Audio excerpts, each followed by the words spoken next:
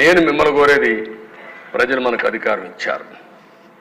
అధికారం ఇచ్చింది ప్రతీకారాన్ని తీర్చుకోవడానికి కాదు. మళ్ళీ చెప్తున్నా, ఎమ్మెల్యేలు అవుతారని మనకు అనిపిస్తుంది. ఇన్ని రోజులు వాడు వేధించాడు, నా కార్యకర్తలు ఆనందంగా ఉంటారు, నేను కూడా వేధిస్తే నా కార్యకర్తలు తృప్తి పడతారనుకుంటారు. కానీ అది మాత్రం చేయొద్దండి.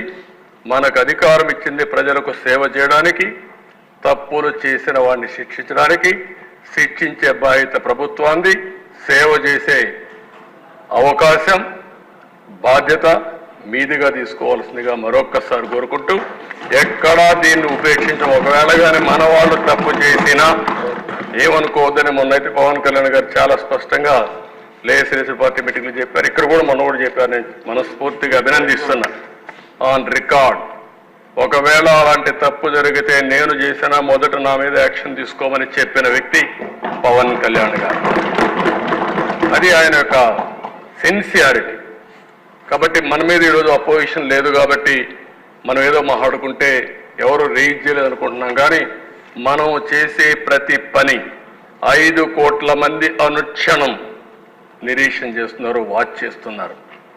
నేనేం మాట్లాడుతున్నాను, మీరేం మాట్లాడుతున్నారు, నా బాడీ లాంగ్వేజ్ ఎట్టుంది, అన్నీ కూడా ప్రజలు వాచ్ చేస్తారు, వాళ్ళే నిర్ణయిస్తారు. దయచేసి మీరు గుర్తుపెట్టుకోవాలి, మనం జవాబుదారీతనం ఈ హౌస్ 5 కోట్ల ప్రజలకి.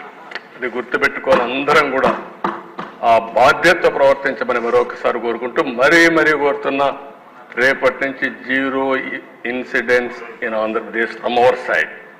మీ సైడ్ నుంచి ఒక్క ఇష్యూ కూడా జరగకుండా చూసుకునే బాధ్యత మీది.